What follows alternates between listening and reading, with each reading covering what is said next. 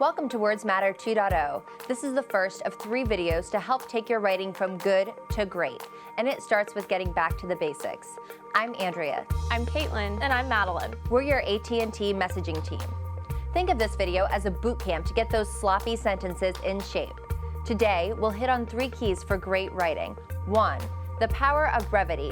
2, how to use active voice. And 3, building strong sentences. First, let's talk brevity. Some of you may be familiar with this quote from Blaise Pascal. I would have written you a shorter letter, but I did not have the time. Being brief is valuable, but tough to do. It forces us to cut the fat and get to the core. So here's how to do it.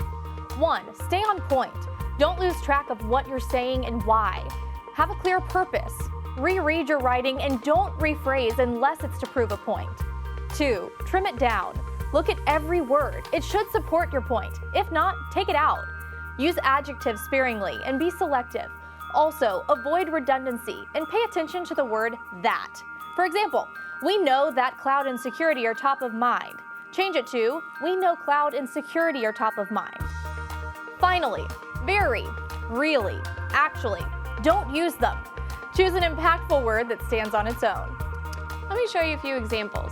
Now says the same thing as at the present time. Why say in the event that when if saves you 3 words? And do you need to say approximately when you can just use about? So keep brevity in mind. Next up, get active. Active voice is more concise than passive voice. The simplest way to think about active voice is to remember what you learned in school. Subject, verb, direct object. Using passive voice takes 30 to 40% more words. A passive voice has a subject, typically followed by a form of the word be. That looks like this. Employees who may be affected by this policy are being notified today. Active voices are easier to read. You have a subject doing the action, the verb, and then the thing receiving the action. That same sentence would look like this. We will notify employees the policy affects today.